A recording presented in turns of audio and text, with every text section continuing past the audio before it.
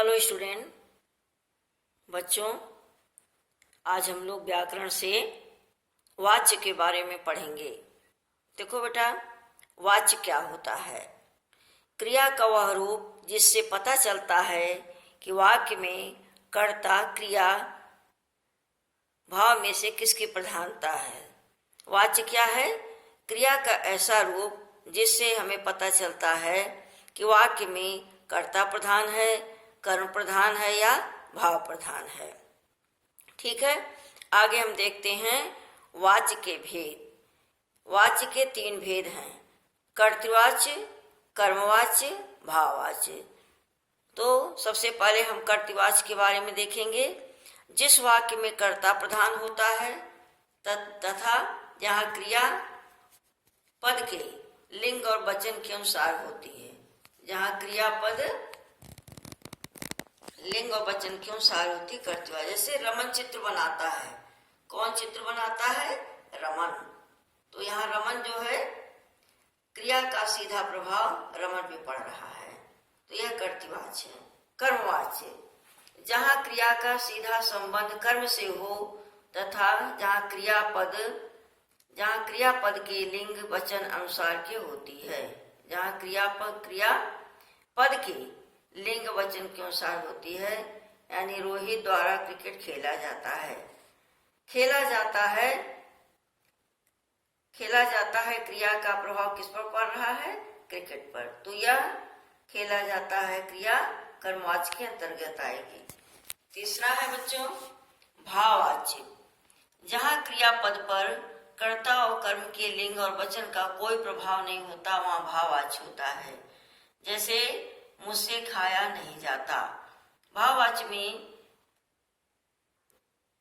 वाक्य का उद्देश्य जो बताया जा रहा है कि खाया नहीं जाता, किससे? मुझसे। इसमें खाना खाने की असमर्थता है। पक्षियों से उड़ा नहीं जाता, इसमें न उड़ने का भाव है। इसमें विशेष में देखो, भाववाच्य का प्रयोग असमर्थता प्रकट करने के लिए किया जाता है। और बताया गया भाववाच्य में क्रिया सदैव पुल्लिंग एकवचन तथा कर्मक होती है। अब देखो बच्चों, वाच्य परिवर्तन कैसे करते हैं। कर्तृवाच्य से कर्मवाच्य बनाना। कर्तृवाच्य से कर्मवाच्य बनाते समय निम्नलिखित बातों पर ध्यान देना चाहिए। कर्तृवाच्य की मुख्य क्रिया को सामान्य भूतकाल में बदला जाता है। कर्ता के साथ से या के द्वारा लगाया जाता है। जैसा तुम देख रहे हो, क्रिया के परिवर्तित रूप के साथ काल पुरुष वचन लिंग के अनुसार जाना क्रिया का रूप जोड़ा जाता है। और यदि कर्म के साथ विभक्ति लगी है तो उसे हटा देते हैं। जैसे लड़के खेलते हैं तो लड़कों द्वारा खेला जाता है। ठीक है, इस तरह का वाक्य बनेगा।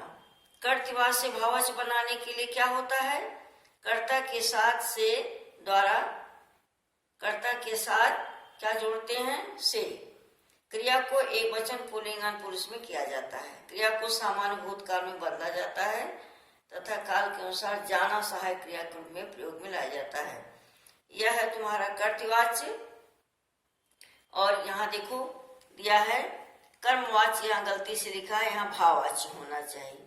इसको तुम ठीक कर लेना। ठीक है बच्चों, अब हम आगे देखते हैं कर्मवाच्य को कर्तृवाच्य बनाना। भूतकाल की क्रिया को मुख्य क्रिया में परिवर्तित किया जाता है। ठीक है, कर्मवाच्य से। जैसे सुहेल द्वारा चित्र बनाया जाता है। अब यहाँ देखो, यहाँ भी गलत है। इधर कर्मवाच्य होना चाहिए यहाँ पर, और इधर कर्तृवाच्य होना चाहिए। तो इसको तुम लोग बदल देना। ठीक है, सुहेल द्वारा चित्र बनाया जाता है, यह कर्मवाच्य है। सुहेल चित्र बनाता है, कर्तृवाच्य है। ठीक है बच्चों, तो ये सारी चीजें तुम्हारे बुक में, इसको पढ़ लेना अच्छे से।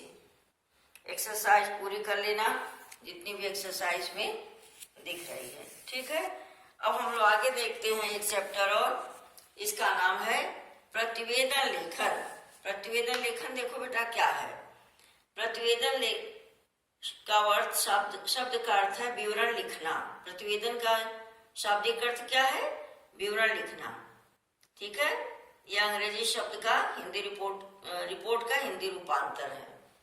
तो प्रतिवेदन क्या होता है? किसी के बारे में पूरी विवरण तैयार करना।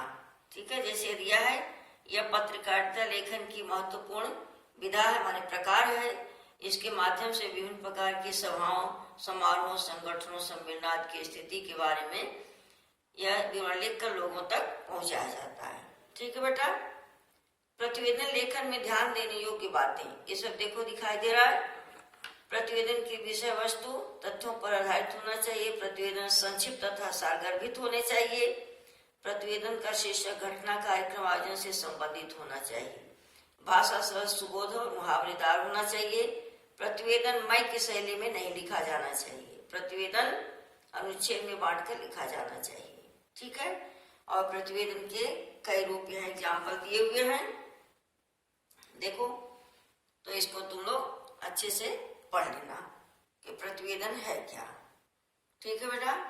हमारे पास बचा है अनुच्छेद लेखन, जिसको हम आगे के क्लासेस में तुम्हें बताएंगे। Thank you student.